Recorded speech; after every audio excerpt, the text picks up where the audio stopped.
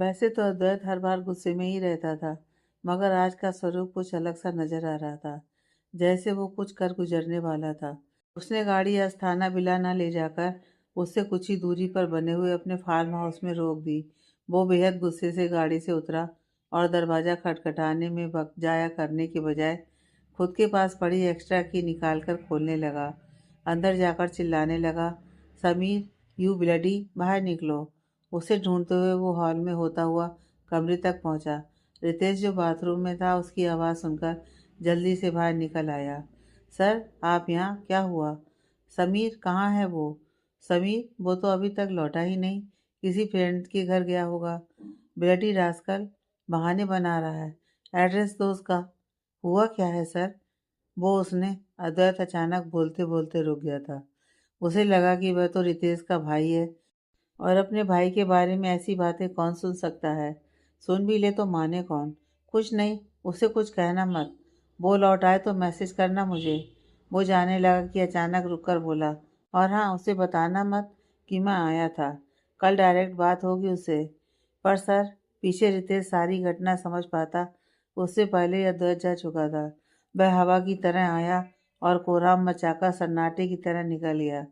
जाने क्या हुआ होगा, क्या किया होगा समीर ने, जो अद्वैत सुबह तक का इंतजार नहीं कर पा रहा था। वो सोच कर ही परेशान हो गया। अद्वैत दंदनाता हुआ वापस कार में बैठकर अपने घर के लिए निकल गया। वो मिनट भर में अपने घर जा पहुंचा था। उसे समझ नहीं आ रहा था कि आखिर ये सब हो क्या रहा था। वह इतना बेकाबू कभी नहीं हुआ था। वो मेन गेट से होकर सीधा अपने कमरे में बढ़ गया। फिर सोने के लिए जाता उससे पहले ही उसकी नज़र उसके सामान कद वाले आईने पर पड़ी, जिसमें उसने अपनी हालत देखी। उसका ग्रे कलर का टक इन किया शर्ट बाहर निकल चुका था। कोट तो वो पहले ही अद्दोका को दे चुका था। उसके बाल बिखरे थे और आंखों में बेहिसाब गुस्सा सवार था। ये क्या हो गया है मुझे? इतना रिएक्ट क्यों करने लगा मैं अद्वैत अस्थाना कोई मामूली इंसान नहीं। मैं कैसे उस मामूली लड़की के लिए इतना बेचैन हो गया? वो लड़की, अद्विका। उसे अचानक अद्विका का ख्याल आने लगा। जब वो उसके पास गया था, उसे कोट पकड़े याद कर वो गुस्से से भर उठा था। बोलो डैम समीर। उसे बस यही याद था। अद्वैत ने अपने दिमाग से हटाने के लिए शावर लेना बहुत ज़रूरी समझा। वो सीधा बाथरूम में जाकर शावर के नीचे खड़ा हो गया। अचानक उसे अद्विका का गले लगना याद आया, तो वह गुस्से से दीवार पर हाथ मारकर बोला, दूर रहो मुझसे, मेरे जहन से बहुत दूर। उसे अद्विका की करीबी याद आते ही जाने क्या हो गया था। आज उसे खुद पर गुस्सा आ रहा था। रुमाल बांधते वक्त उसे उसकी नज़दीकी याद करते ही वो आंखें मूंद कर खड़ा हो गया। वहीं दूसरी तरफ अद्विका आदमी का कोट पहने आई थी। वहीं सबके लिए कौतूहल का विषय था। ऊपर से उसके चेहरे की हालत कुछ ठीक नहीं थी। वो खुद को छिपते छिपाते सीधा अपने कमरे में चली गई और खुद को बंद कर लिया। ये तो शुक्र था कि संजना सुहाना को लेके रोज शाम को वॉक पर ले जाया करती थी, नहीं तो वे अभी मौजूद होती तो अद्विका के सामने सवालों की झड़ी लग जानी थी, जिनके जवाब देने के लिए वो खुद भी अभी तैयार नहीं थी। खाली कमरे को देखकर उसने राहत की सांस ली, और अब वो यहाँ जी भरकर रो सकती थी। वो बेड के पास पहुँचने के पहले ही गिर गई थी और घुटनों में अपना सिर टिकाए रोने लगी। उसे बचपन से इसी चीज़ का डर सताता रहता था, क्योंकि वो इस दौरान से तभी गुजरी थी जब वो स्कूल में थी। 9th स्टैंडर्ड में जब एक क्लासमेट ने उसे छुट्टी टाइम जानबूझकर रोका और उसे अजीब तरह से छुआ था। वो तो उसकी बेस्ट फ्रेंड तमन्ना थी, जो उसके साथ ही जाया करती थी। उसे अपने साथ ना पाकर उसे खोजते हुए लैब तक पहुंच गई। तब उसने ही उसे बचाया था, और आज उसे याद आते ही वो सिर उठी थी। समीर उसे किस तरह से जकड़ रहा था, उसकी पकड़ में उसके इरादों को अच्छी तरह भांप लिया जा सकता था। उसने उसे ज़बरदस्ती किस, वो सोच कर ही उसे घिन आने लगी थी। उसे नफरत थी किसी की करीबियत से, इतने करीब कि किसी की सांसें उसे अपने चेहरे पर सुनाई पड़ने लगीं। आज समीर उसके इतने करीब आया था, वो किसी की आहट से ही भाग गया था। नहीं तो वो आज जाने क्या कर गुजरता। वो जोर से चीखी, समीर, इतना अच्छा दोस्त माना मैंने तुम्हें, और तुम, छी। अचानक उसकी नज़र कोट पर गई तो उसे याद आया कि अद्वैत अगर ना आता तो वो भले ही चिढ़ती थी, नफरत करती थी अद्वैत से, पर आज वो उसके लिए दूध बनकर ही आया था। वो अपने ख्यालों को पर दे पाती उससे पहले ही दरवाज़ा खटखटाने की आवाज़ सुनाई पड़ी। वो जल्दी से अद्वैत के कोट को उतारकर अपनी अलमारी में रखती हुई दरवाजे की तरफ बढ़ी। सामने सुहाना संजना ही थे। वो बिना उनसे बात किए किसी तीर की तरह बाथरूम की तरफ भाग छूटी। वो दोनों कंधे उचकाए एक दूसरे को देखने लगी। अद्विका ने नल चालू किया और दबी आवाज़ में सिसकने लगी। वो अपने शरीर पर से समीर की छुअन मिटा देना चाहती थी। इस चक्कर में वो खुद को रगड़े जा रही थी। बाहर वे दोनों समझने की कोशिश कर रही थी कि कोई तो बात ज़रूर है। आधे घंटे के बाद वो बाथरूम से बाहर निकली थी। दोनों हाथ बांधे उसे देख रही थी। अद्विका की रोई शक्ल से साफ पता चल रहा था कि वह नॉर्मल नहीं थी। तुम दोनों खाना खाने नहीं गई? अद्विका बात बदलने की कोशिश में थी। तू ठीक तो है ना? सुहाना ने पूछा। मुझे क्या हुआ? मैं तो ठीक ही हूँ। वो न जाने क्यों बता नहीं पा रही थी। वो हड़बड़ी में अलमीरा की तरफ बढ़ी और खोलने के साथ ही अद्वैत का कोट बाहर निकल आया था, जो अब सच में सोचने का कारण बन गया था। ये सुहाना ने झपटना चाहा। ये कुछ नहीं, वो उसे छुपाना चाहती थी। ये तो अद्वैत अस्थाना का है। सुहाना की नज़र उसके कॉलर पर पड़ी तो वह बोली, हाँ, कहाँ? कोई नाम थोड़ी लिखा है। वो खुद सोचने लगी। हाँ, उसके कपड़ों पर उसका लोगो रहता है। उसने कॉलर ऊपर किया तो साइड में सच में ए लिखा हुआ था। वो कोट अब उन दोनों के हाथों में था और अद्विका ने सिर पकड़ लिया। अब क्या नया किया इसने? दोनों एक साथ बोली। अद्विका जो भरी हुई थी अब छलकने लगी। उसने उसने मुझे मेरे साथ क्या? मुझे किस? अद्विका बताती हुई दोनों के गले लग गई। वाट? वो इतना गिरा हुआ निकला कि उसने जबरदस्ती? वो बेयकीनी से बोली। फिर ये रूमर्स क्यों फैलाता है कि उसे लड़कियों में इंटरेस्ट नहीं, नफरत है औरतों से? सुहाना भी कम नहीं थी। उसने अद्वैत की हिस्ट्री जान रखी थी। कोई ज़रूरत नहीं है सहने की। होगा रईस ज़्यादा, उसके अगेंस्ट एफआईआर करवाते हैं, चल। संजना उसे ले जाते हुए बोली। हाँ, नाम है तो क्या? अपने एम्प्लॉयज़ को जैसे चाहे इस्तेमाल करेगा। उसकी तो मैं। सुहाना फ़ोन अनलॉक करके जाने क्या करती उससे पहले अद्विका चीखी। स्टॉप। उसने कुछ नहीं किया। तो किसकी बात कर रही है तू? वे दोनों असमंजस में थी। समीर। वो आंसू पोंछकर बोली। क्या? वो समीर ऑफिस वाला? तेरा दोस्त समीर? वो हाँ में गर्दन हिलाने लगी। उसका दिमाग तो ठीक है। वो कैसे? मतलब? कॉन्ट बिलीव यार। यकीन तो मुझे नहीं आ रहा।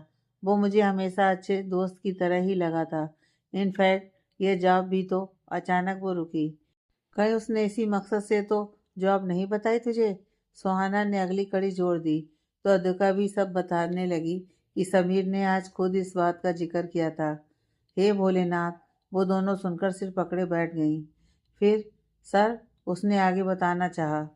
सर ने क्या? उन्होंने ही बचाया था। रियली?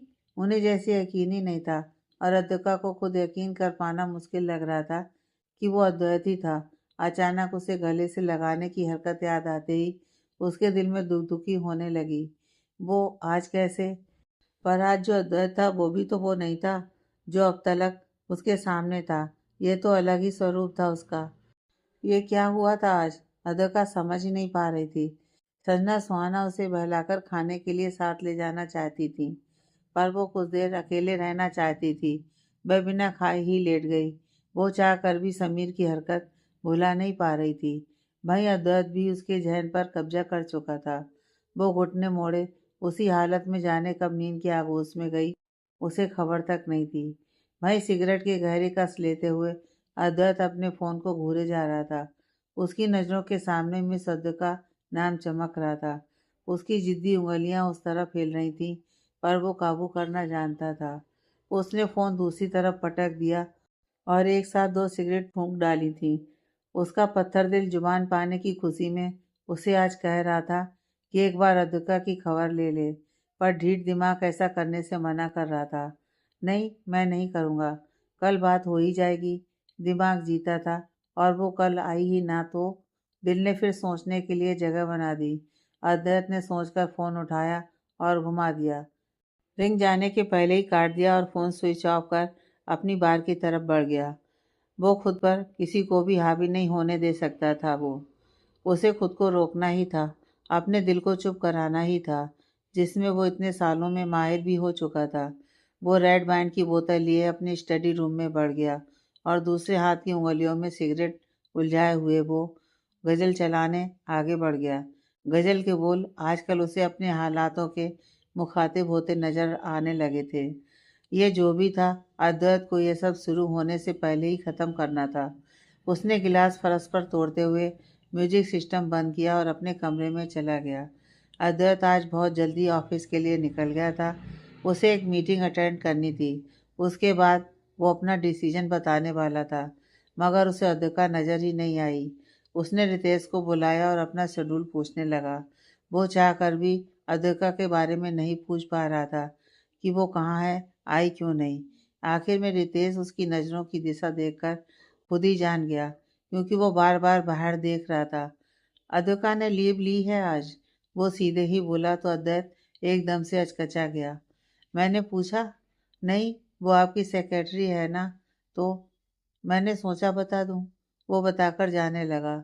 लीव क्यों दी उसे? वो कुछ ठीक साउंड नहीं कर रही थी, शायद बीमार है। समीर, है बीमारी? वो लैपटॉप को झटके से बंद करते हुए बोला और खड़ा हो गया। सर, वो कुछ समझ ही नहीं पा रहा था। यस, अद्वैत से मेरी बात करवाओ और तुम अपने भाई को बुलाओ। अद्वैत का आर्डर पाते ही रितेश समझ गया था कि मामला अद्वैत से जुड़ा हुआ है, जिसमें समीर भी शामिल है। तभी अद्वैत रात को ही घर आ गया था। जी सर। उसने नंबर डायल करके फ़ोन पकड़ाया और खुद पास में खड़ा हो गया। फिर अद्वैत की शक्ल देखकर खुद ही बोला, मैं बाहर देखकर आता हूँ। वहीं दूसरी तरफ अद्विका नींद में सोई हुई थी। उसने रात को ही रितेश को अपनी ऑफिस की लीव का मैसेज डाल दिया था। वो कम से कम एक दिन तो खुद को देना चाहती थी। वो समीर की शक्ल आज के लिए नहीं देखना चाहती थी, तो घर रहने का सोचा कि मन हल्का करने के लिए थोड़ी देर डांस क्लास चली जाएगी। पर रितेश ने फ़ोन कर दिया था। वो फ़ोन उठाते ही बोली, Ritesh sir please don't force me, give me one holiday please. Advait Asthana here. दूसरी तरफ से अद्वैत रवीली आवाज़ में बोला तो अद्विका झटके से उठ गई। सर। वो रितेश के नंबर पर अद्वैत की आवाज़ सुनकर हैरत में थी। यस, ऑफिस आओ जल्दी, एक अनाउंसमेंट करनी है, उसने बोला और बिना जवाब सुने ही फ़ोन काट दिया। वहाँ अद्विका कुछ समझ ही नहीं पाई कि अद्वैत करना क्या चाह रहा था। यह इन्हें क्या हो गया? नहीं जाना मुझे, क्यों ज़बरदस्ती करते हैं ये? फिर बेमन से उठकर नहाने चल दी, क्योंकि यह अद्वैत का आदेश था जिसका पालन उसे करना ही था। रितेश ने समीर को फ़ोन करके बुला लिया था और अपने केबिन में बैठाकर उससे जानना चाह रहा था कि कोई बात हुई है क्या, पर समीर अनजान बना रहा। अद्विका घंटे भर में ऑफिस पहुंच गई थी। वो शाम के बाद से डर गई थी। उसे ऑफिस आने में अजीब सा डर लग रहा था। उसने इस इंसिडेंट को स्कूल वाले से मैच कर लिया था, क्योंकि उस रोज़ के बाद भी तो वह हफ्ते भर की छुट्टियां लेके बैठ गई थी। वो अपने केबिन में जाती उसके पहले ही अद्वैत ने उसे अपने केबिन में आने का इशारा कर दिया था। अद्विका गर्दन झुकाए सामने जा खड़ी हुई। मैं आई, आओ। अद्विका को देखते ही जाने कौन सी राहत पहुंच चुकी थी, जो अद्वैत ने कुर्सी पलट कर 2 पल के लिए आंखें मूंद ली थीं। फिर खुद को संयत कर बोला, तुम ठीक हो? अद्विका उसे देखते ही रह गई। उसे अपने कानों पर यकीन नहीं हो रहा था कि उसके सामने बैठा वो शख्स वही खूंखार अद्वैती था जो जुबान से जहर उगलता था। आज अचानक मिश्री कैसे बोलने लगा? हाँ, वो ज़्यादा नहीं बोली। और ये? अद्वैत अचानक ही पास आ गया और अद्विका के गले में पड़ा स्टॉल हटाने के लिए बोला, जैसे रोज आती हो वैसे ही रहो। अपने कपड़ों में और लाइफ स्टाइल में चेंजेस मत लाओ, नहीं तो लोग खुद को नहीं तुम्हें गलत ठहराएंगे। दूसरों की गलती को अपनी मानने की कोशिश मत करो। तुमने क्या गलत किया वैसे? अद्वैत के इतने पास होने से अद्विका बेचैन होने लगी थी। उसका वजूद असरदार था, इतना कि उसके महज करीब खड़े होने पर अद्विका की हालत खराब होने लगी थी। वो अगर नज़र उठाकर उसे देख लेती तो जाने क्या होता। अचानक उसे उसका गले मिलना याद आते ही वो नज़र घुमाकर बोली, ऐसा कुछ नहीं है। वो तो मैं। अद्विका हड़बड़ाहट में ये बता ही नहीं पाई कि वो किसी डर की वजह से ये स्कार्फ कवर करके नहीं आई थी। चलो मेरे साथ। अद्वैत ने दूसरा ऑर्डर दिया और अद्विका को अपने साथ लेकर हॉल की तरफ बढ़ गया। Yes everyone, quick announcement. Advait के बाहर आते ही सब अपनी जगह पर खड़े हो गए। रितेश भी समीर के साथ बाहर आ चुका था। अद्वैत के तमतमाए चेहरे पर नजर पड़ते ही छुपने की कोशिश करने लगा। यस मिस्टर समीर, कल शाम को तुम ऑफिस से कब निकले? उसे बातें घुमानी आती ही नहीं थी। वो सीधे मुद्दे पर आते हुए बोला, मैं तो हाफ डे की लीव लेकर ही। समीर की जबान लड़खड़ाने लगी। अच्छा, आर यू श्योर? उसने भौहें उठाकर पूछा। समीर, झूठ क्यों बोल रहे हो? हम लास्ट तक थे ना यहाँ? नवीन बोला, जो लास्ट में गया था और उसने अद्विका और समीर को लास्ट में साथ देखा था। कब? कमाल है, कल शाम अद्विका आई तो थी तुम्हारे पास लैपटॉप लेके। अद्वैत ने नवीन को देखा तो उसने सहमति में गर्दन हिलाई और खामोश हो गया। हाँ वो, फिर कब गए थे तुम? मैं अद्विका को काम समझाकर चला गया था। Think again. वो उसके नज़दीक आकर खड़ा हो गया। सर वो अद्विका ही आई थी मेरे पास। स्टॉप, और कितना झूठ बोलोगे? और तुम बोलने के लिए किसका वेट कर रही हो? हाँ? अद्वैत अद्विका की बाजू पकड़कर उसे सामने लाया तो वह सहम गई। समीर, सर ये यहाँ लास्ट तक रुका था। मैं इसे लैपटॉप चेक करवाने आई थी। फिर इसने। अद्वैत सबके सामने यह नहीं चाहता था कि बात इस तरह बाहर आए। वो अपना मोबाइल आगे करके बोला, लुक एट दिस। रितेश ने मोबाइल पकड़ लिया जिसमें कल शाम की ऑफिस हॉल की सीसीटीवी फुटेज थी। अद्वैत ने पूरी फुटेज तो नहीं देखने दी, मगर रितेश देखकर समझ गया था कि समीर अद्विका ऑफिस में अकेले थे और उसने ही उसके साथ कुछ गलत करने की कोशिश की थी। अद्विका दिल मुट्ठी में लिए ये सब देख रही थी कि कहीं अद्वैत गुस्से में फुटेज सबको ना दिखा दे। पर उम्मीद के अनुसार अद्वैत ने मोबाइल अद्विका के हवाले कर दी। तब उसने जल्दी से वीडियो डिलीट कर दिया। अभी कुछ बोलना चाहोगे? वो समीर की तरफ रुक करके बोला। सर ये अद्विका ने ही। यू। अद्वैत ने समीर को थप्पड़ जड़ दिया तो सब चौंक गए। अद्विका के हाथ मुंह पर चले गए। उसे यकीन नहीं था कि अद्वैत ऐसा कुछ करेगा।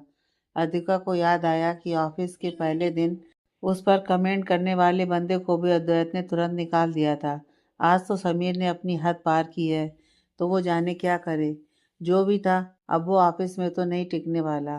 पर अद्वैत का भरोसा नहीं, वो क्या फैसला ले। वो यही सब सोच रही थी कि अद्वैत ठंडे लहजे में बोला, कॉल द पुलिस। अद्वैत ने रितेश को फ़ोन थमाते हुए कहा तो वह उसे बेयकीनी से देखने लगा, जैसे पूछ रहा हो कि वो ये क्या कह रहा है। यस रितेश, सही सुना तुमने। सर, रितेश कोई भी बात ये प्रूफ नहीं कर देगी कि समीर गलत है। फुटेज तुमने भी देखी। उसने अद्विका के साथ ज़बरदस्ती। अद्वैत बीच में ही रुक गया था और अब सारे स्टाफ को बात समझ आई तो सब आपस में खुसुर फुसुर करने लगे, क्योंकि अब तक तो अद्वैत समीर से ही बात कर रहा था। वो भी इस तरह की बात समझ ही नहीं आ रही थी। पर अब सब साफ था। अद्विका ने अपनी आंखें मूंद ली। वो नहीं चाहती थी कि बात इतनी बढ़े। हाँ, समीर पर उसे हद से ज़्यादा गुस्सा आया हुआ था, मगर अद्वैत का पुलिस बुलाना उसे ठीक नहीं लगा था। वो इन सब मसलों से दूर ही रहना चाहती थी। यस, कॉल करो, मेरा नाम लेना एंड चार्जेस मैं बताऊंगा। अद्वैत बोले जा रहा था और रितेश के हाथ कांपने लगे। वो खुद अपने भाई को पुलिस में कैसे। अद्विका अब बोल पड़ी, मुझे कोई केस नहीं करना है। Are you mad? वो उसकी तरफ मुड़ा। उसे उसकी बेवकूफ़ी पर गुस्सा और आश्चर्य दोनों था। सर, आई नो समीर इतना गलत है, पर सॉरी, मुझे इन सब में पढ़ना ही नहीं है। इसके अदरवाइज आप जो डिसीजन लें, आई एक्सेप्ट। वो बात ख़त्म करते हुए बोली तो रितेश के चेहरे पर राहत की लकीरें आ गईं, क्योंकि जैसा भी हो समीर भाई था उसका। पर समीर अब भी तेवर में था। You are फाइर्ड। अद्वैत कम से कम में और ज़्यादा से ज़्यादा में यही कर सकता था। उसके कहने के साथ ही सन्नाटा छा गया। I said out. समीर को देखकर वो जोर से गरजा तो हर कोई सहम गया। समीर अपनी जलती निगाह अद्विका पर छोड़ते हुए दरवाजे की तरफ मुड़ गया। सभी अपने डेस्क की तरफ बढ़ते उससे पहले ही अद्वैत मुर्राया। मेरी बात यहीं ख़त्म नहीं होती। मैंने पहले भी कहा था, मुझे मेरे ऑफिस में ऐसा माहौल बिल्कुल नहीं चाहिए। तुम लोग यहाँ काम करने आते हो, आपस में बॉन्डिंग बनाओ, दोस्त बनो, have fun. Very nice. But ऐसी हरकतें मुझे सख्त नापसंद हैं। ऐसे चीप हरकतें करके अपना घटिया इंट्रोडक्शन देते हो आप। Now this is my final warning to all of you. अपने काम से काम रखो, वरना जा सकते हो। मुझे स्टाफ की कमी नहीं है। अद्वैत बेहद गुस्से में था। वो अपना फाइनल डिसीजन बताते हुए अपने केबिन में घुस गया और सभी उसे जाते देखते रहे। अब किसी में ये हिम्मत भी नहीं थी कि अद्विका को लेकर कोई अपनी राय दे या उस पर कोई तंज कसे, क्योंकि सब अद्वैत के गुस्से के बाद के रूप से वाकिफ थे। सब अपने अपने काम में लग गए थे। अब कोई भी जरा सी भी गलती करके अपनी नौकरी नहीं खोना चाहता था। वे सब अपनी अपकमिंग प्रोजेक्ट की तैयारी में जुट गए। अद्विका जो चुपचाप खड़ी सब देखती रह गई। उसे समझ नहीं आ रहा था कि इस आधे घंटे में क्या क्या हो गया था, पर वो इतना जान गई थी कि अद्वैत ने उसके लिए आज बहुत स्टैंड लिया था, जिसकी वो हमेशा आभारी रहेगी। कम से कम उसकी नज़र में खौफनाक अद्वैत की छवि अब धूमिल हो सकती थी। वो गहरी सांस लेकर अद्वैत की केबिन की तरफ बढ़ी। सर, वो उसे शुक्रिया कहने आई थी, पर अद्वैत ने हाथ के इशारे से रोककर बीच में ही कहा, मैंने जो किया उसके लिए अपने आप को खास बिल्कुल मत समझना। तुम्हारी जगह कोई और होती तो यही करता, क्योंकि ये मेरा ऑफिस है और मैं यहाँ ऐसे इरिस्पॉन्सिबल बिहेवियर बर्दाश्त नहीं कर सकता। वो अपने रौब में लौट आया था। अद्विका लाख कोशिश कर ले, पर उसके अंदाज से नज़र नहीं फेर सकती थी। उसमें चुंबकीय आकर्षण था, एक खिंचाव था। उसने अब गौर किया कि वो जब भी ऐसी सख्त बातें करता है तो उसकी आंखें झुकी होती हैं। अद्विका जानना चाहती थी कि सख्ती के पीछे आखिर वजह क्या है, पर अद्वैत अपने ऊपर किसी की नज़र ज़्यादा देर रहने भी कहाँ देता था। उसने तुरंत उसे किसी आगामी मीटिंग का बहाना देकर उलझा दिया और काम पर लगा दिया, क्योंकि अद्वैत पिछली रात से ही हरकत में आ चुका था कि यह सब किसी चीज़ के होने की आहट है और वो इन सब से कोसों दूर रहना चाहता था। हाँ, वो सख्त था, उसे हर कोई पिघला नहीं सकता था, पर कल अचानक अद्विका के लिए उसकी फिक्र ने यह बयान कर दिया था कि उसकी सख्ती अद्विका के लिए नरमी में बदलने को आतुर थी, जिसे वो हर हाल में दबा देना चाहता था, जो उसके लिए बिल्कुल मुश्किल नहीं था। अद्विका शाम को निकलती उससे पहले ही उसकी नज़र रितेश पर पड़ी, जो अपनी डेस्क पर सिर झुकाए बैठा था। उसे अचानक अद्वैत की बात याद आई, जो उसने रितेश को बुलाकर अपने केबिन में कही थी। शुक्र है ये तुम्हारा भाई है और तुम मेरे लिए महत्व रखते हो, नहीं तो। वो रितेश के केबिन में जाकर बोली, मैं आई कम इन सर। कुछ देर के लिए मुझे अकेला वो सिर झुकाकर बैठा था, पर जैसे ही सिर उठाकर देखता है, अद्विका को देखकर खड़ा हो जाता है।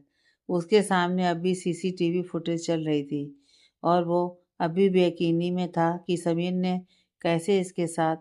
वो उठा और उसे अंदर आने की इजाज़त दी। आओ ना please. Sir, I am sorry. मुझे पता नहीं था कि समीर आपका भाई है।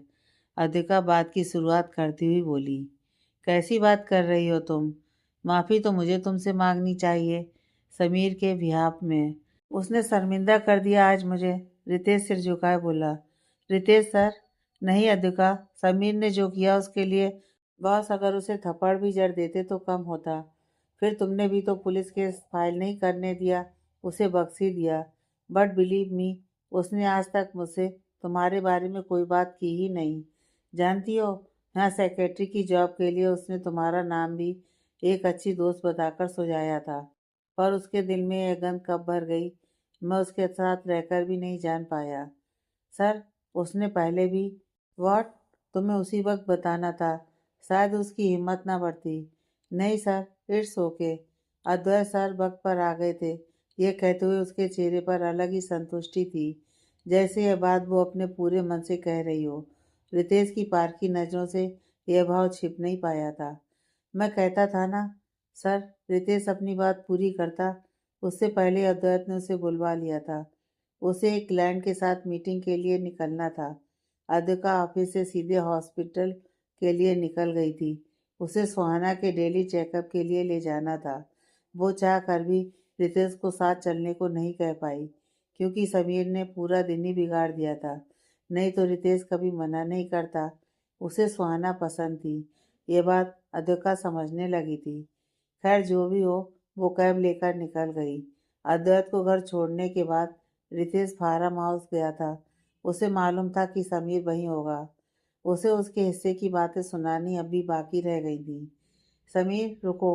रितेश को देखकर समीर मुंह बिचकाते हुए वहां से जाने वाला था, पर रितेश ने रोक लिया और उसके पास जाकर बोला, बस आपकी ही कमी रह गई थी, आप भी कसर पूरी कर ही लीजिए ना। वो भड़क उठा। Sameer, don't give me that grape. Ritesh गुस्से में था।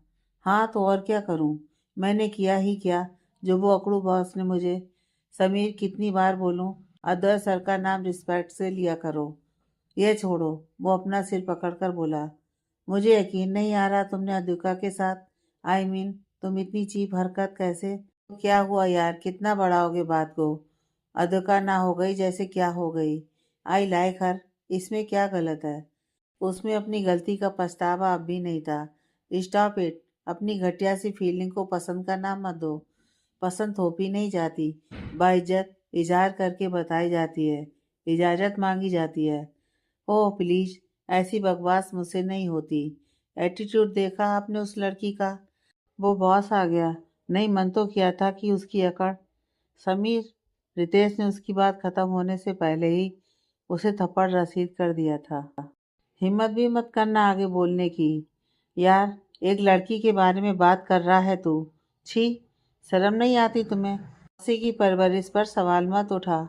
वो उसकी टी शर्ट का कॉलर पकड़कर बोला, मुझे देख, जिसे पसंद करता हूँ उससे कभी सुकून से बैठकर बात करना तो दूर, उसे ध्यान से देखा तक नहीं। और तू पागल, अपनी बदतमीजी में आकर अधोका जैसी लॉयल दोस्त खो दी तूने आज। इतनी तरफदारी क्यों करते हो उसकी? कहीं आप खुद भी तो उसे। वो बेशर्मों की तरह बोला, इनफ, तुमसे बात करनी ही बेकार है। तू कल सुबह ही मौसी के पास वापस जाएगा। वो गुस्से में बोला और फोन करते हुए चला गया। पीछे समीर अपनी नफरत को कम करने के लिए पास ही पड़े बॉस को उठाकर जोर से दीवार पर मारकर चीखा, अद्विका, बहुत भारी पड़ेगी तुम्हें यह गलती। अद्विका घर लौट आई थी। आज उसे अपने आप को स्पेशल महसूस हुआ था, जैसे अद्वैत ने उसके लिए क्या किया है। उसकी नज़र में शायद वो अहम होने लगी थी। अद्विका यही सोच लिए आज का पूरा दिन अद्वैत को देख रही थी। केविन में इस कार के बारे में बताने के लिए जब वो उसके करीब आया था तो उसे लगा मानो वो बर्फ बन गई है। अद्वैत को दूर से देखना भी बहुत था, फिर अपने आसपास रहने देना तो और भी बड़ी बात थी। फिर जब सबके सामने उसने समीर को ऑफिस से निकाला था, जिससे एक सुकून सा उतर आया था। हाँ, उसने बाद में ये भी जता दिया था कि वो आम ही है उसके लिए। तुम्हारी जगह कोई और भी होती तो मेरा यही एक्शन होता। अदर्द की बात उसे याद आई तो वह जैसे ज़मीन पर उतर आई थी। पर जो भी था, उसे स्पेशल फील हुआ था, जो यूं ही तो बिल्कुल नहीं था। वो जब याद करती तो एक मदोसी सी छाने लगती। उसका ड्रेसिंग सेंस कमाल का था। आज भी वो वाइन कलर के सूट में दिलकश लग रहा था। उसका हर अंदाज दिल फरेबी था। जाने अद्विका इतने वक्त तक कैसे उससे नज़रअंदाज या नफरत की भावना लिए उसे देखती थी। अब अचानक से सब बदला सा नजर आने लगा था, जैसे सब कुछ ठीक हो गया हो। उसे जब अनजाने में गले लगाया था तब भी महफूजियत का ख्याल आया कि हाँ, अब वो महफूज थी। जाने कौन सी सुरक्षा मिल गई थी उसे उसकी बाहों में। सुहाना उसके बगल में बैठी बहुत देर तक उसे देख रही थी कि वो अब कुछ तो बोले, पर अदुका जाने कौन से ख्यालों में खोई बस मुस्कुरा रही थी। आज काफ़ी वक्त बाद उसने उसे स्माइल करते देखा था। वो उसे परेशान नहीं करना चाहती थी, पर तभी संजना टपक पड़ी। ओहो मैडम, किसके ख्यालों में खोई हुई हो? अदुका एकदम से सकपका गई और उठती हुई बोली, मैं कहाँ, कुछ भी तो नहीं। तो मुस्कुरा क्यों रही थी? तू इसे छोड़ना। तेरा बता, कहाँ थी अब तक? इतना लेट कैसे आई? सुहाना बोली, कल हम सब एक बहुत बड़ा इवेंट करने जा रहे हैं, जिसका नाम है बिजनेस टाइकून का इंटरव्यू। अच्छा, तो तू जर्नलिस्ट हो गई? वो चुटकी लेते हुए बोली, नहीं ना, मेरा फ्रेंड है ना भाविक, वो है न्यूज़ रिपोर्टर। तो उसने कोई इवेंट प्लान के लिए मेरा नाम बताया, जिसमें वो रिपोर्टिंग करेगा और मैं बाकी के फंक्शन को मैनेज करूँगी। ओह, अद्वैत अस्थाना का नाम है उसमें। सुहाना उचक कर बोली, तो अद्विका के मन में दुखी लग गई। उसका भी यही सवाल होना था जैसे। ऑफ कोर्स यार, बिजनेस टाइकून है बंदा, वो तो आएगा ही ना। अच्छा, मेरा तो डन है, फिर चलना। सुहाना आराम से बैठती हुई बोली। ज़्यादा मत सोच, वो आएगा नहीं। संजना नॉर्मल होकर बोली। क्यों नहीं आएगा? अब की बार दोनों एक साथ में बोली। संजना अद्विका को घूरने लगी। क्यों का पता नहीं, बट सुनने में आया है कि वो ऐसे ही कोई नॉर्मल फंक्शन में नहीं जाता। क्यों? ऐसा क्या है उसमें? उसका वो भगवान ही जाने। संजना पीछा छुड़ाते हुए बोली और बाथरूम में घुस गई। अद्विका सोच में पड़ गई और सुहाना यह सब गौर किए जा रही थी। उधर बाहर लॉन में बैठा अद्वैत कॉन्फ्रेंस कॉल पर कोई मीटिंग डिस्कस कर रहा था। तभी रितेश अपने साथ कोई क्लाइंट लेकर आता दिखा। उसके साथ कोई एक और बंदा भी था। हेलो मिस्टर अस्थाना, वो हाथ बढ़ाते हुए बोला तो अद्वैत ने फ़ोन रखते हुए उसकी तरफ रुख किया। हेलो सर, ये भाविक है, मुंबई न्यूज़ चैनल का रिपोर्टर। वो उसे इंट्रोड्यूस करवाता हुआ बोला। हाँ। बदले में अद्वैत ने उसे एक नज़र देखा और फिर कॉफ़ी पीने लगा। कैसे आना हुआ? सर, मेरे साथी कुलीग ने एक प्रोग्राम होस्ट किया है, बिजनेस टाइकून से बातचीत। Okay sir, believe me, this program. हाँ, मुझे मालूम है, इसकी शोभा मेरे आने से ही बढ़ेगी। अद्वैत उसकी बात खत्म होने से पहले ही बोला। जी बिल्कुल सर, उसने हामी भरी। बट मुझे कोई इंटरेस्ट नहीं है इसमें, बोर्ड कर जाने वाला था। पर सर, हमारा अपकमिंग प्रोजेक्ट आप यहाँ बताकर लाइमलाइट में आ सकेंगे। तब तक रितेश उसके पास आकर धीरे से बोला। डू यू थिंक मुझे? यस, आई नो, आपको फेमस होने के लिए इन सब की ज़रूरत है। वो उसे जानता था। But sir but sir media based जरिया है इंटरेक्ट करने का, मेरे ख्याल से। रितेश की बात खत्म होने से पहले ही वो हाथ के इशारे से उसे रोककर बोला। I am not coming. Advait मना करता हुआ अंदर की तरफ बढ़ गया और पीछे वो क्लाइंट और भाविक निराश होकर बैठे रहे। पर उनके जाने से पहले ही रितेश ने उन्हें यह यकीन दिला दिया था कि अद्वैत यह फंक्शन जरूर अटेंड करेगा। उनके जाने पर रितेश के लिए सोचने की बात यही थी कि वो अद्वैत को कन्विंस करेगा तो कैसे। उसके दिमाग में अद्विका का नाम आया। उसने उससे कल बात करने का सोचकर मुश्किल का हल निकाला। यस बेबी, कम हियर, अद्वैत ने हाथ फैलाते हुए कहा। नो, आप गुस्सा होंगे, एक डरी हुई सी आवाज़ सुनाई दी। नो, आई प्रॉमिस, वो अपने कान पकड़कर बोला। पिंकी प्रॉमिस ना? एक मासूम सी आवाज़ सुनाई पड़ रही थी और सामने ही एक परछाई जिसके पीछे अद्वैत भाग रहा था। वो जितना उसके पीछे भागता, वो साया उससे उतना ही दूर होता नजर आता। अद्वैत को महसूस हुआ कि वो अगर और तेज दौड़ेगा तो वो उसे पकड़ लेगा, पर आखिर में वो परछाई धुंधली सी पड़ने लगती। उसे एहसास होता कि वह किसी घने अंधेरे में खोने लगी थी। रुको, मत जाओ। नहीं, अद्वैत चिल्लाता हुआ सा गहरी नींद में से जगा।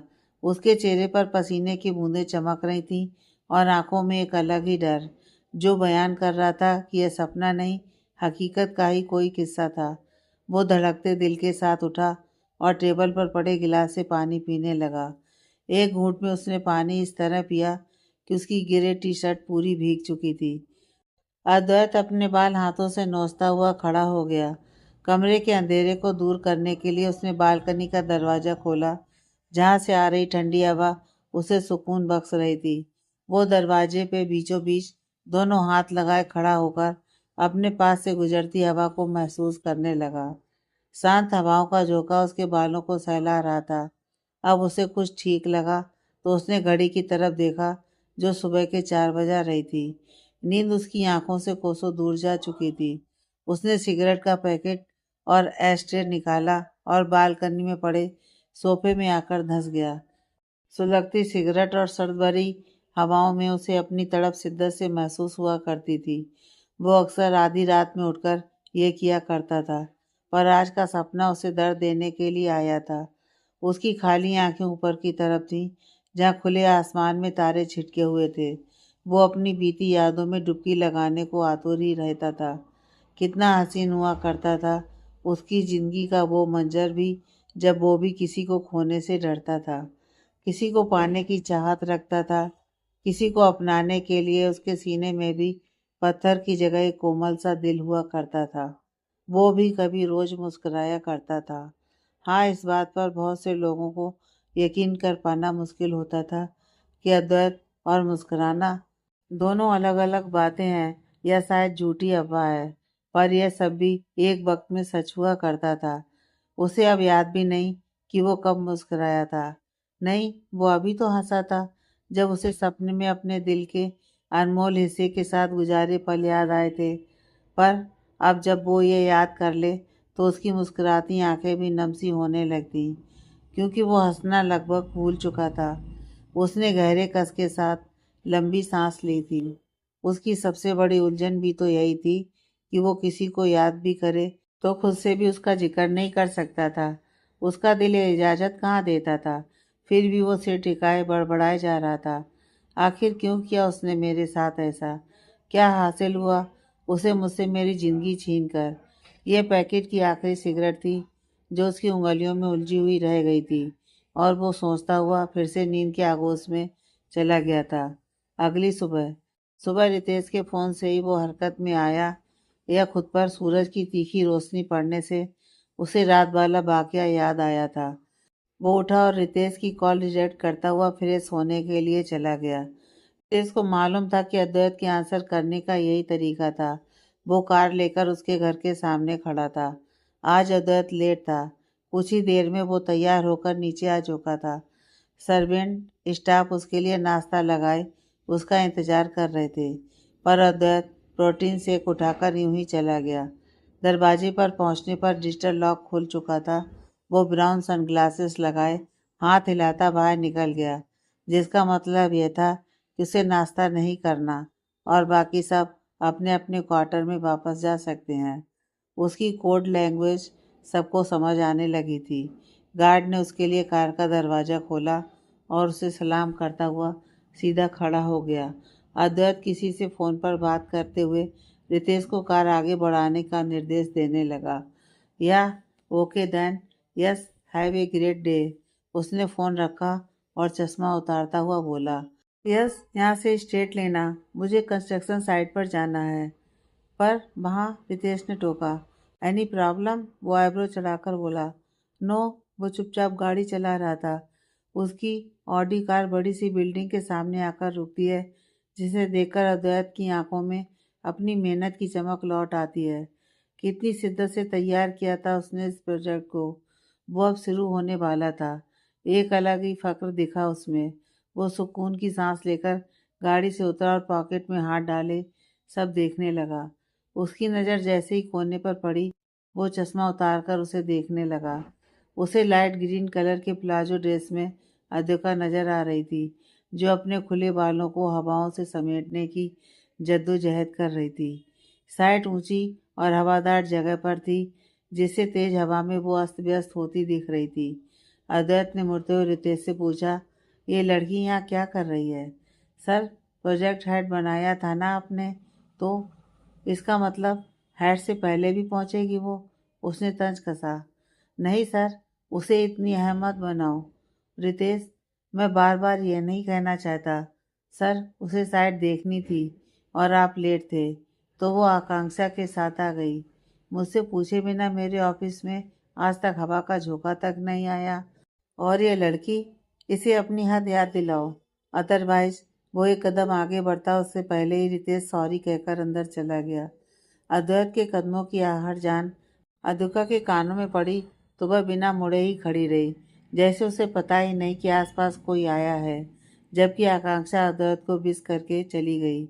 मेरी परमिशन के बिना तुम यहाँ नहीं आओगी, वो उसके पास खड़ा होकर बोला, तो अद्विका उसे देखने के लिए मुड़ी।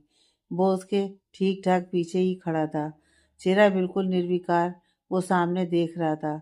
उसकी सुर्ख आंखें बता रही थीं कि वो रात भर सोया नहीं था।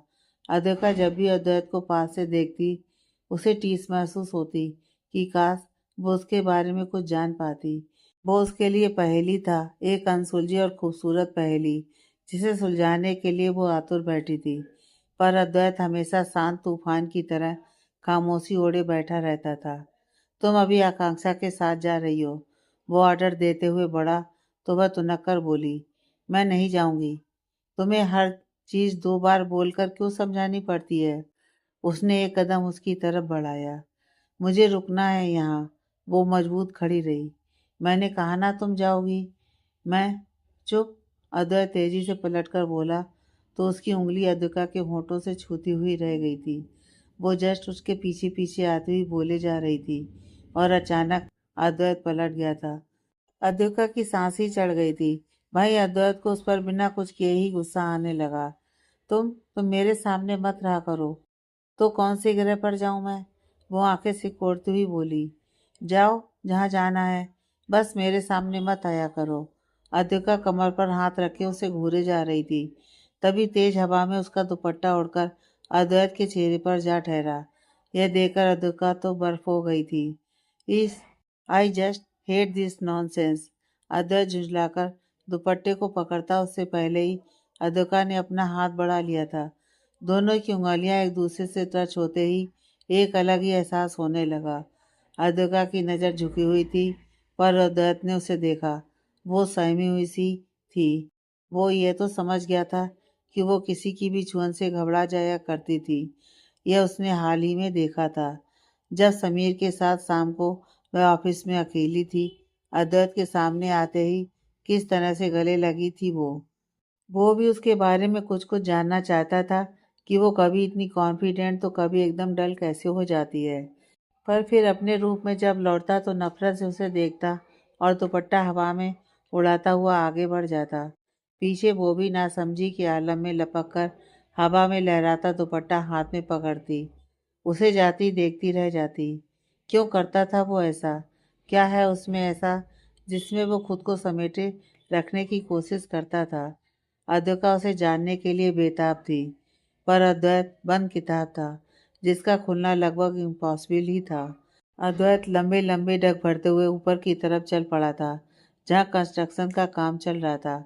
अद्विका भी उस दिशा में चल दी। अद्वैत के साथ एक और शख्स आ गया था जो आश्रम से लगकर स्कूल बनेगा उसका ऑनर था वह। तो उससे भी प्रोजेक्ट डिस्कस करना था क्योंकि अद्वैत ट्रस्टी था स्कूल का।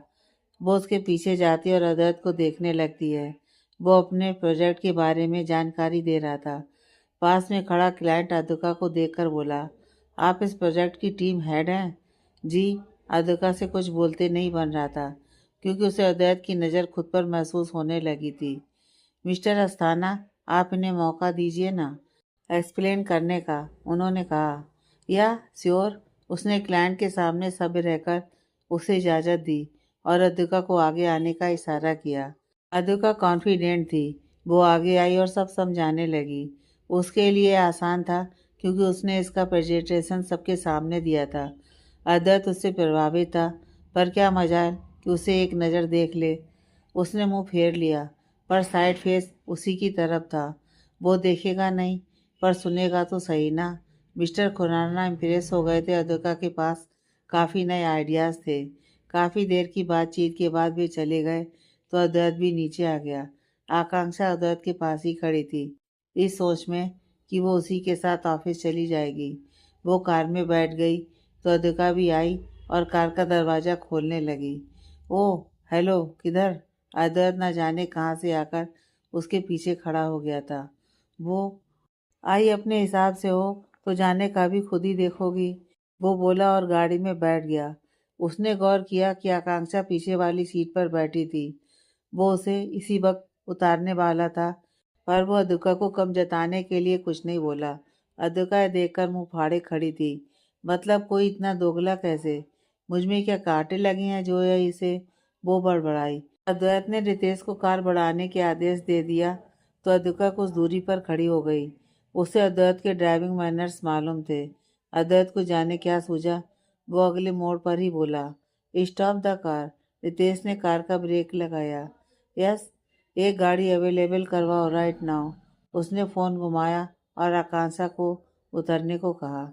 तुम्हारे लिए कार अरेंजमेंट हो गया है सर। अद्वैत उसे घूरता उससे पहले ही वो नीचे उतर गई। अद्वैत की गाड़ी तेजी से आगे बढ़ गई थी।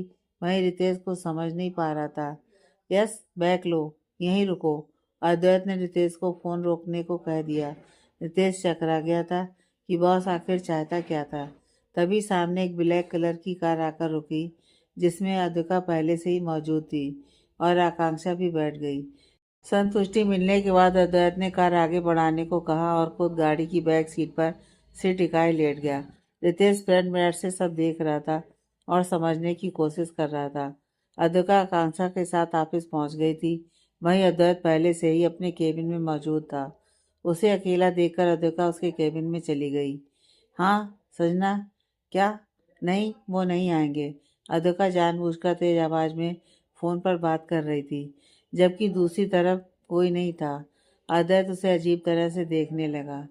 यू, अरे रुकिए, कोई इवेंट की बात हो रही है। वो उसे चुप करवाती बोली तो अद्वैत उसे खा जाने वाली नज़रों से देखता खड़ा हो गया। इस लड़की को मुझे इरिटेट करने के सिवा कोई दूसरा काम नहीं है क्या? वो बड़बड़ाया। रहने दीजिए, आपके बस का नहीं है, कहकर अद्विका ने फ़ोन रख दिया। Excuse me. जी, वही जो आपने सुना। मीडिया से इंटरेक्शन आपके गुस्से के चलते तो बस में नहीं, वो उससे बेधड़क टकरा जाया करती थी। हूँ, लगता है बिजनेस वर्ल्ड की न्यूज़ देखी या सुनी नहीं तुमने। नहीं तो यह नहीं कह रही होती। अदर्स अस्थाना का इंटरव्यू लेते लोगों को पसीने छूटते हैं कि कब क्या बोल जाए, कब उनका सवाल मेरे जवाब के सामने गलत हो जाए। वो आराम से कुर्सी पर बैठकर बोला, खैर मुझे किसी को सही गलत नहीं ठहराना। इनफैक्ट तुम्हें तो बिल्कुल नहीं। तुम बस अपने काम पर ध्यान दो। पर यह लो, मिस्टर खुराना के साथ डील वाली फाइल है। मुझे इसकी इम्पोर्टेंट डिटेल्स मेल करो। वो फाइल फेंकता हुआ बोला, जो दुकान ने पकड़ ली और फाइल लेती हुई सोचने लगी कि उसने सजना को कहा था कि वो अद्वैत को इस प्रोग्राम में लाने के लिए कन्विंस कर ही लेगी, पर वो हर बार क्यों भूल जाती है कि उसे मनाना कोई हलवा बनाना नहीं था। वो पैर पटकती हुई अपने केबिन में जाकर काम पर फोकस करने लगी। इसी तरह शाम हो चुकी थी। अद्वैत अपने केबिन में किन्हीं क्लाइंट से घिरा हुआ बैठा था। अद्विका उसे देखकर ही हॉस्टल के लिए निकल गई थी। उसका काम हो चुका था। वो बेमन से तैयार होने लगी। उसे सजना के साथ उस इवेंट में जाना ही था, पर काश अद्वैत भी वहाँ आ पाता। उसे आज उसकी कमी खलने सी लगी थी। जो संजना सुहाना अच्छी तरह से भांप रही थी। आजकल कुछ दिनों से उसके बर्ताव में अद्वैत का जिक्र शामिल ही रहता था। वो तीनों कैब से बेनू तक पहुंच गए। शानदार से मंच पर एलिगेट से लाइटिंग का इंतजाम किया हुआ था। स्टेज पर अद्वैत का बड़ा सा बैनर लगाया हुआ था, जिसके नीचे बड़े बड़े अक्षरों में बिजनेस टाइकून लिखा हुआ था। ठीक नीचे ही आलीशान से सोफे रखकर दो व्यक्तियों का सीटिंग अरेंजमेंट किया गया था। वहीं खाली पड़े सोफे पर अद्विका की नज़र अद्वैत को खोज रही थी। सुहाना को अच्छी तरह एक जगह बैठाकर वो बाकी के अरेंजमेंट देखने चले गए। वो काउंटर के पास खड़ी सॉफ्ट ड्रिंक ले रही थी कि उसे मीडिया का शोर सुनाई पड़ा, जिसमें यह पता चल रहा था कि बाहर किसी बड़े इंसान के आने की आहट थी। अद्विका भी गिलास पकड़े वहाँ जाकर देखने लगी। लोगों की भीड़ से भरे माहौल में उसने चीरते हुए अपनी नज़र एंट्री गेट पर दौड़ाई। मीडिया वालों की लाइट्स का फोकस एंट्री गेट पर ही था। उनके कैमरे को एक ही शख्स का इंतजार था, जो कुछ ही दूरी पर अपनी चमचमाती ब्लैक कलर की रोल्स रॉयस कार के अंदर बैठा था। ड्राइविंग सीट का दरवाज़ा खुलते ही अद्विका को राहत मिल चुकी थी, क्योंकि रितेश बाहर निकला था तो ये तय था कि अंदर अद्वैत ही था। अब उसकी निगाहें बेसब्री से उसे देखने का इंतजार करने लगीं। अद्वैत बाहर आ चुका था। उसके फुल ब्लैक फॉर्मल सूट का अंदाजा कातिल था। उसने आतन कार से निकलते ही अपने सूट का बटन और टाई की नॉट टाइट की। उसके चेहरे का रौब दिलकश था, जो हर किसी को अपनी तरफ अट्रैक्ट कर सकता था। वो बिना अद्विका को देखे उसकी बगल से गुजरा था। अद्वैत की खुशबू में उलझती अद्विका कब भीड़ के पीछे रह गई, उसे पता नहीं चला। वो हवा की तरह आता था और पीछे अपना अक्स पीछे छोड़ जाता था। सजना उसे अकेले खड़ी देखती हुई उसके पीछे पीछे आ गई थी। यहाँ क्या कर रही है? वो उसे एंट्री गेट पर खड़े देखकर बोली। वो अंदर इशारा करके बोली। अंदर चलना। सजना उसे अपने साथ बैक स्टेज लेकर चली गई। उसे कोई अरेंजमेंट देखने के लिए अद्विका की मदद चाहिए थी। वहीं अद्वैत की नज़र इधर उधर उठे जा रही थी, क्योंकि जब वो अंदर आया था तब उसे लगा कि जैसे उसने अद्विका को देखा था। पर वो यहाँ कैसे हो सकती थी? कैसे क्यों नहीं? वो यहाँ हो सकती है क्योंकि आज ऑफिस में उसने इसी इवेंट का जिक्र किया था। अद्वैत की नज़र सामने की तरफ उठ गई जहाँ अद्विका सुहाना को खड़े होने में हेल्प करवा रही थी। बीच बीच में उसके खुले बाल उसके मासूम चेहरे को ढक लेते, जिन्हें बेपरवाही से वो पीछे करती जा रही थी। मेकअप के नाम पर उसने पिंक कलर की लिपस्टिक लगाई हुई थी और आंखों में गहरा काजल जो दूर से उसकी बड़ी बड़ी आंखों की शोभा बढ़ा रहा था। उसने जैसे ही पीछे की तरफ देखा, उसके बड़े बड़े झुमके इधर उधर झूलने लगे थे। अद्वैत को लगा जैसे वो किसी मोह पास में बनता जा रहा था। रितेश ने उसे हाथ से छूकर होश में लाकर कहा, सर। हाँ, आप कहाँ खो गए सर? वो उसे चिढ़ाने का मौका नहीं गंवाता था। कुछ नहीं, वो मुंह फेर कर बैठ गया। तुम जल्दी ये तमाशा खत्म करने को कहो।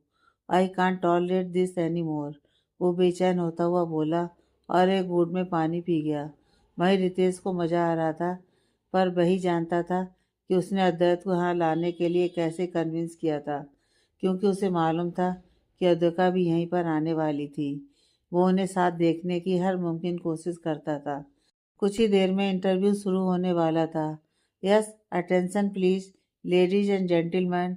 एंकर ने अपनी स्पीच शुरू कर दी थी, जिससे बोर होकर अद्वैत अपने फ़ोन में कुछ झांकने लगा।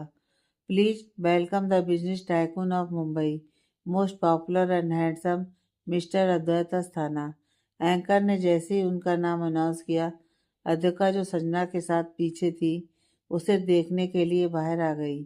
लोगों की तालियों की गड़गड़ाहट के बीच अद्वैत अपने चेहरे पर गजब का रौब लिए खामोश बैठा था। उसके लिए तारीफें जैसे सामान्य बात थी। उसके इस अंदाज पर भी वो फिदा होने लगी थी। एंकर ने तैयारी की गई स्पीच के मुताबिक अद्वैत से इंटरव्यू के सारे सवाल जवाब कर लिए थे। वो उसकी शोहरत और रईसी के कसीदे पढ़ चुका था।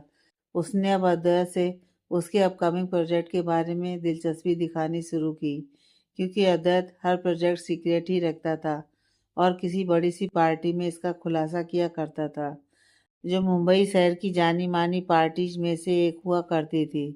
उसका अपना अलहदा सा अंदाज था, जिसमें उसकी मेहनत के साथ साथ नंबर वन होने का भी पुख्ता सबूत लोगों की आंखों के सामने आ जाता।